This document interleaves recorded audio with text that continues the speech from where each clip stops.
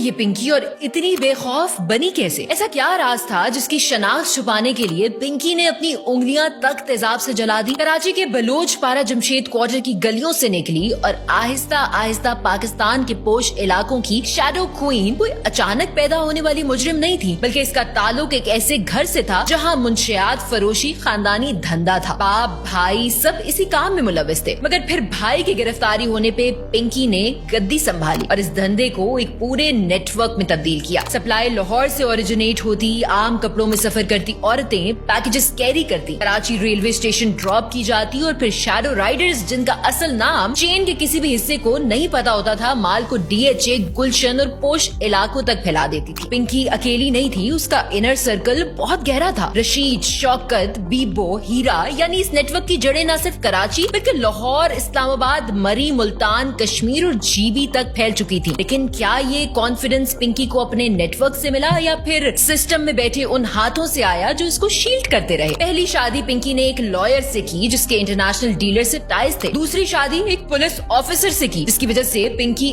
Untouchable होती चली गई। फिर प्यारी से मिलने वाली 25 से 30 साल नौजवान की एक लाश ने कहानी और गहरी कर दी जब उसकी जेब से एक डब्बी निकली जिसपे लिखा था क्वीन मैडम पिंकी डॉन। नाम ही काफी है। अगर मैं कहूँ कि 11 मुल्कों की तो नहीं मगर 13 साल, जी हाँ पूरे 13 साल पाकिस्तान भर की पुलिस इस औरत को ढूंढती रही और वो ना सिर्फ बचती रही बल्कि अपना एम्पायर और बड़ा करती रही, तो गलत नहीं होगा। लेकिन अब फाइनली वो पल आया जो किसी ने इमेजिन नहीं किया था। पिंकी लाहौर की एक नाइट पार्टी से गिरफ्तार होती है और सोर्सेज के मुताबिक इस दफा उसने सियासी सपोर्ट का भी एतराफ किया। आने वाले दिनों में पिंकी और उसके नेटवर्क से मुतल्लिक मजीद इंकशाफात सामने आएंगे, मगर इस वक्त शायद असल राज ये नहीं है कि पिंकी कौन थी, क्या करती थी, बल्कि असल राज ये है कि पिंकी के पीछे कौन था, कौन सी सियासी शख्सियात, कौन से दफातर, कौन से ऐसे हाथ थे जो इतने साल तक इस औरत को सिस्टम से ऊपर रखते रहे।